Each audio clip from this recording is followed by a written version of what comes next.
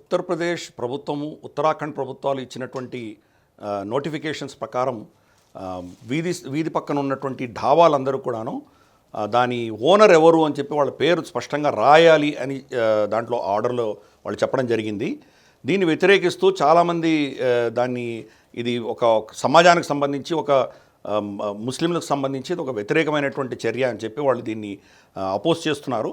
కానీ మన చట్టం ప్రకారం షాప్స్ అండ్ ఎస్టాబ్లిష్మెంట్ యాక్ట్ ప్రకారం మనము ప్రతి షాప్లో కూడాను ప్రతి ఎస్టాబ్లిష్మెంట్లో కూడాను ఒక సంస్థ పేరు సంస్థ అధినేత ఎవరు అన్నది కూడా రెండూ స్పష్టంగా అక్కడ రాయవలసినటువంటి ఆవశ్యకత ఉన్నది.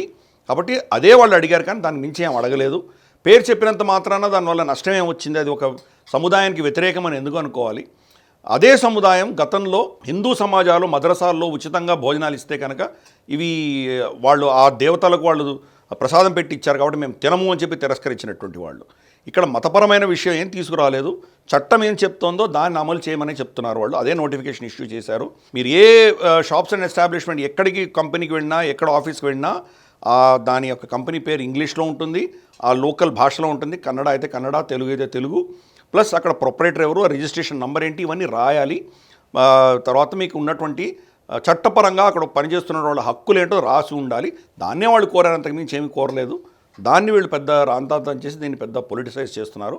కాబట్టి స్పష్టంగా ఇది ఒక పొలిటికలీ మోటివేటెడ్ అపోజిషన్ అర్థం చేసుకోవాలి.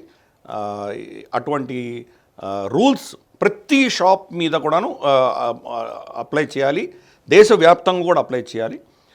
వెళ్ళేవాళ్ళు తెలుసుకొని ఎక్కడికి వెళ్తున్నామో దాని ఓనర్ ఎవరు తెలుసుకొని దాని ఆధారంగా నిర్ణయం తీసుకునేటువంటి హక్కు ప్రతి పౌరుడికి ప్రతి వినియోగదారుడికి ఉంది అని మనం అర్థం చేసుకోవాలి.